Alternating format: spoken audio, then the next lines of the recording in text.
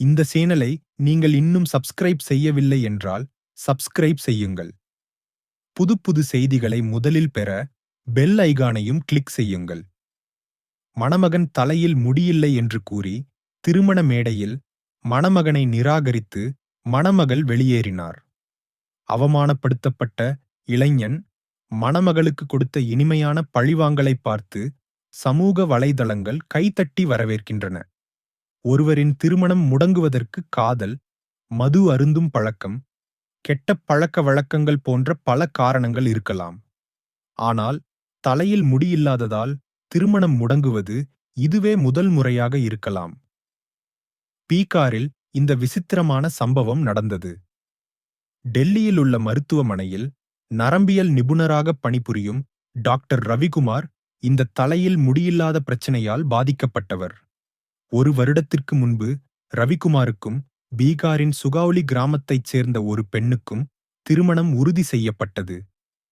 திருமணத்தின் போது மணமகனின் கழுத்தில் மாலை அணிவிக்கப்பட்ட போது மணமகள் தலையில் முடியில்லாததை கவனிக்கவில்லை. ஆனால் திருமண விழாவின் போது மணமகன் தலைப்பாகையை அகற்றிய போது மணமகள் தலையில் முடியில்லாததைக் கண்டார். இதனால் மணமகனை வேண்டாம் என்று கூறி மணமகள் திருமண மேடையை விட்டு வெளியேறினார்.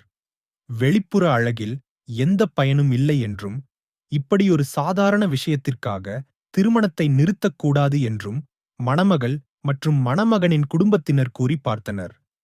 ஆனால் மணமகள் தனது முடிவிலிருந்து பின்வாங்கத் தயாராக இல்லை. ஆனால் மணமகளின் இந்த மோசமான நடவடிக்கையால் அவமானப்படுத்தப்பட்ட மணமகன் வெறுமனே வெளியேறத் தயாராக இல்லை. அதே கிராமத்தில் இருந்து மற்றொரு இளம்பெண்ணை மணமகளாக கண்டறிந்து ரவிக்குமார் அவருக்கு தாலி கட்டினார். நேகா குமாரி என்ற பெண்ணையே ரவிக்குமார் திருமணம் செய்து கொண்டார். அந்நிய பெண்ணை திருமணம் செய்ய வேண்டிய நிலை ஏற்பட்டதால் மணமகனுக்கு எந்த சிரமமும் இல்லை. ஆனால் திடீரென திருமணம் நடந்ததால் மணமகள் நேகா அதிர்ச்சியில் உள்ளார். மணமகனை நிராகரித்த மணமகளுக்கு பதிலாக ஏழ்மையான ஒரு பெண்ணை வாழ்க்கையில் இணைத்து மணமகன் கொடுத்த இனிமையான பழிவாங்கலுக்கு சமூக வலைதளங்களில் பெரும் ஆதரவு கிடைத்து வருகிறது.